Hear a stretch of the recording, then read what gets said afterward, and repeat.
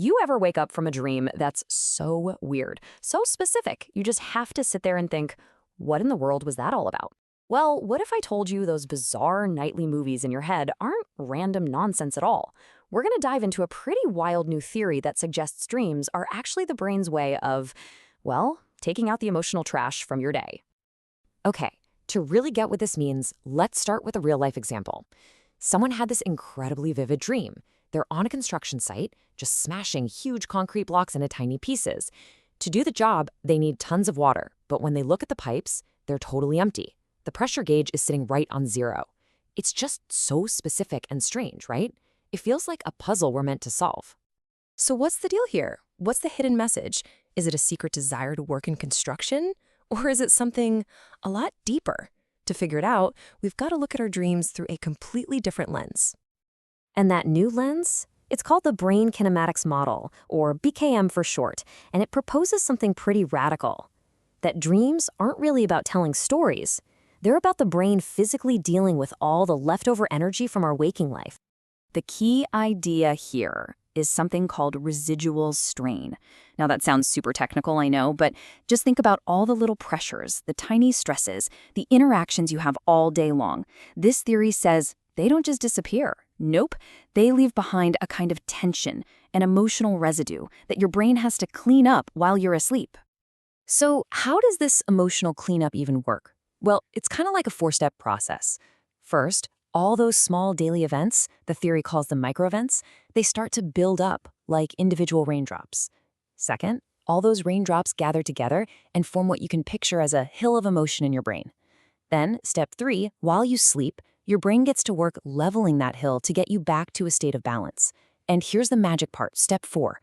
To do that, it compresses all that emotional energy into one single powerful dream symbol. And that's the absolute key to this whole thing. Dreams aren't random. They're a physical, almost mechanical process. It's like your mind's own nightly maintenance system for taking all the emotional weight of your day, packaging it up nice and neat, and clearing it out. Okay, so if dreams really are these coded messages, then what on earth was that construction dream trying to tell us? Let's go back and apply this theory. It's time to crack the code. All right, check this out. Here's how the theory decodes that dream.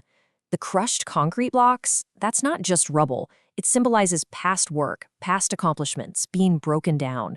The water and the pipes, that represents thoughts, ideas, creative energy. The new house being built, that's a new project, maybe a new identity, or even a new theory. And that pressure gauge on zero, that's the core anxiety right there, a deep fear of blocked creativity, of running out of steam. And when you put all those pieces together, wow, the dream suddenly becomes this incredibly clear story. It's about the struggle and the stress of building something brand new, maybe a new business, a new life path, using the pieces of your past. And all the while, you're worrying, do I have enough creative juice, enough inspiration to actually finish this thing? All of a sudden, that bizarre dream makes perfect, logical sense. But wait, it gets even cooler. The theory doesn't just stop at decoding symbols. It goes a step further and suggests that the kind of dream you have is directly tied to where in your brain all that emotional residue is getting stored. I want you to think of your brain like a map. Okay, the emotional energy from your day, it doesn't just spread out evenly. It actually concentrates in specific neighborhoods of your brain. And the function of that neighborhood, well, that's what's going to determine the whole theme of your dream. And you can see a really direct link here. Let's say you had a super stressful day, just full of planning and deadlines. That strain might build up in your prefrontal cortex, which handles planning. And then, boom, you have one of those classic anxiety dreams about showing up for an exam you totally forgot to study for. Or if the strain is in your amygdala, the fear center, you might dream of fires or being chased. Strain in the hippocampus, where memories live, well, that could bring up dreams of your childhood home or old friends. It all maps out. So just to put it all together, here's the full flow. It starts with that raw emotional energy, the residual strain from your day. That energy then gets concentrated in a specific area of your brain. That area then colors the emotion. So general stress in the prefrontal cortex becomes anxiety. And finally, that specific emotion unfolds into a symbolic image, like that final exam you're about to fail. So what's the big takeaway from all this? Why does it matter? Well, this whole model gives us a really powerful new way to understand what's actually happening inside our own heads every single night. Now, of course, it's super important to keep a balanced view here. This is still a new theory.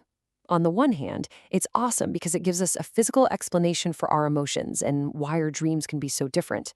But on the other hand, this idea of residual strain, well, it's really hard to measure right now, and it brings up a classic chicken or the egg question. Does the strain cause the emotion, or does the emotion cause the strain? We just don't know yet. Okay, so let's boil it all down. If you're going to remember just 3 things, make it these. First, your dreams are symbolic maps of your day's biggest emotional moments. Second, they are your brain's practical, functional way of rebalancing itself every night. And third, the symbols in your dreams are not random. They are coded messages telling you exactly what your mind is working hard to figure out. And that kind of leaves us with a fascinating final thought to chew on. If your dreams are literally your mind's way of sorting through yesterday's biggest emotional challenges, then the real question isn't just, what did I dream about? The real question is, what emotional problem is my mind trying to solve for me tonight?